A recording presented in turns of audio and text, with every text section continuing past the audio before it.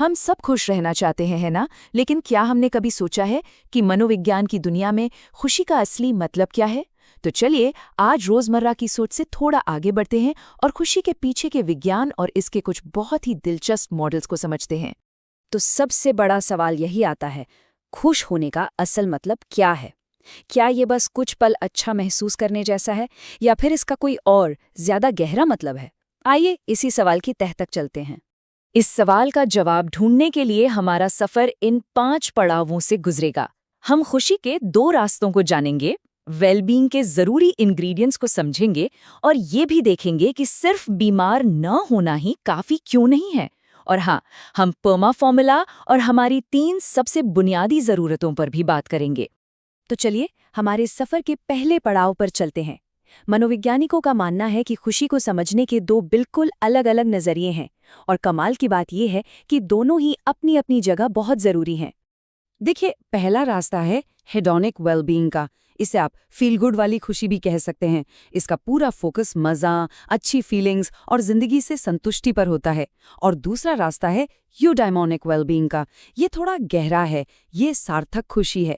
इसमें जीवन का मतलब, उसका मकसद और खुद को एक बेहतर इंसान बनाने पर जोर होता है। यहाँ इन दोनों में फर्क और भी साफ हो जाता है। एक तरफ हिडोनिक खुशी है जो अच्छे मूड और जिंदगी से संतुष्टि के बारे में है, वहीं दूसरी तरफ यूडाइमोनिक खुशी है जो कंट्रोल, मकसद और पर्सनल ग्रोथ जैसे गहरे पहलुओं से जुड़ी हुई है। ठीक है, तो अगर यूडाइमोनिक यानी एक सार्थक जीवन इतना जरूरी है, तो इसके इंग्रेडिएंट्स क्या हैं? इसे बनाने के लिए हमें क्या क्या चाहिए? यहीं पर हमारा पहला मॉडल, कैरल राइफ का 6 फैक्टर मॉडल तस्वीर में आता है। कैरल रिफ का मॉडल एक बहुत ही जबरदस्त बात कहता है कि असली वेलबींग का मतलब सिर्फ अच्छा महसूस करना नहीं है। इसका मतलब है अपनी पूरी क्षमता को पहचानना और उसे पाने के लिए लगातार कोशिश करते हैं ना। और ये हैं वो 6 स्तंभ जिन पर मनोवैज्ञानिक सेहत टिकी होती है। सेल्फ एक्सेप्टेंस यानी खुद को स्वीकारना, पर्सनल ग्रोथ यानी लगातार सीखते रहना, पॉजिटिव रिलेशंस अच्छे रिश्ते बनाना, एनवायरमेंटल मास्टरी अपने माहौल को अच्छे से संभालना, ऑटोनॉमी आज़ादी महसूस करना, और आखिर में पर्पस इन लाइफ मतलब जीवन में एक मकसद होना।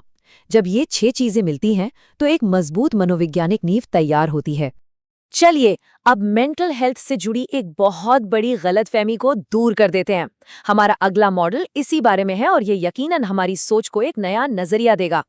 इस एक लाइन में बहुत गहरी बात छुपी है। मानसिक बीमारी की गैर मौजूदगी का मतलब मानसिक स्वास्थ्य की मौजूदगी नहीं है। इसका सीधा सा मतलब ये है कि अगर कोई बीमार नहीं है तो ये जरूरी नहीं कि वो पूरी तरह से स्वस्थ और जिंदगी से भरपूर हो। ड्यूल कॉन्टिन्यूम मॉडल इसी बात को और अच्छे से समझाता है। ये कहता है कि मेंटल हेल्थ और मेंटल इलनेस ये 2 अलग-अलग लेकिन एक दूसरे से जुड़े हुए पैमाने हैं। ऐसा हो सकता है कि किसी को कोई मानसिक बीमारी हो पर वो फिर भी एक भरपूर जीवन जी रहा हो, और ऐसा भी हो सकता है कि किसी को कोई बीमारी ना हो पर वो अंदर से संघर्ष कर रहा हो। देखिए, ये टेबल 4 अलग-अलग स्थितियों को दिखाता है। सबसे अच्छी स्थिति है कंप्लीट मेंटल हेल्थ, जहां ना कोई बीमारी है और इंसान फल फूल रहा है। लेकिन सबसे दिलचस्प स्थिति वो है जहां किसी को मानसिक बीमारी तो है लेकिन वो फिर भी फ्लरिशिंग है, यानी जीवन को भरपूर जी रहा है। यही असली फर्क है, सिर्फ बीमार ना होने और वाकई में जिंदगी में फलने फूलने के बीच। तो सवाल ये है कि एक फलते फूलते जीवन यानी एक फ्लरिशिंग लाइफ तक पहुंचा कैसे जाए? अच्छी बात यह है कि इसके लिए एक बहुत ही प्रैक्टिकल फ्रेमवर्क मौजूद है। चलिए उसे समझते हैं। ये है मार्टिन सेलिगमैन का मशहूर परमा मॉडल। ये हमें बताता है कि एक भरपूर जीवन के 5 मुख्य स्तंभ हैं। पी यानी पॉजिटिव इमोशंस, सकारात्मक भावनाएं। ई यानी एंगेजमेंट, किसी काम में पूरी तरह डूब जाना। आर यानी रिलेशनशिप्स, अच्छे और मजबूत रिश्ते। एम यानी मीनिंग, जीवन का कोई बड़ा अर्थ। और ए यानी अकम्प्लिशमेंट, छोटी बड़ी उपलब्धियां। ये सिर्फ विचार नहीं बल्कि वेल बीइंग के वो हिस्से हैं जिन्हें हम अपनी जिंदगी में बना सकते हैं। अब हम अपने आखिरी और शायद सबसे बुनियादी मॉडल पर आते हैं। ये उन मनोवैज्ञानिक ज़रूरतों के बारे में है जो हम सभी को अंदर से चलाती हैं और हमारी खुशी की असल नींव होती हैं। सेल्फ डिटर्मिनेशन थ्योरी या SDT इस एक आइडिया पर आधारित है कि हम सभी के अंदर 3 जन्मजात मनोवैज्ञानिक ज़रूरतें होती हैं और जब ये ज़रूरतें पूरी होती हैं तभी हम सही मायने में आगे बढ़ते हैं और खुश रहते हैं। ये 3 ज़रूरतें हैं। ऑटोनॉमी यानी अपने फैसलों पर अपने कंट्रोल की भावना, कॉम्पिटेंस यानी कुछ नया सीखने और उसमें माहिर होने का एहसास, और रिलेटेडनेस यानी दूसरों से एक गहरा जुड़ाव महसूस करना। एक तरह से ये हमारी मनोवैज्ञानिक सेहत के लिए ज़रूरी विटामिन्स की तरह हैं।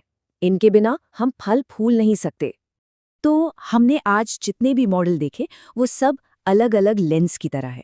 हर मॉडल हमें एक नया नज़रिया देता है, लेकिन सब के सब एक ही लक्ष्य की ओर इशारा करते हैं, एक समृद्ध, सार्थक और फलता फूलता जीवन बनाना। और अब अंत में एक सवाल जिस पर हम सब सोच सकते हैं। इन सभी मॉडल्स को जानने के बाद ज़रा सोचिए, वो कौन से स्तंभ हैं जो किसी की अपनी खुशी और वेलबींग को बनाते हैं, और कौन सी चीज़ें हैं जिन्हें शायद थोड़ा और मजबूत किया जा सकता है।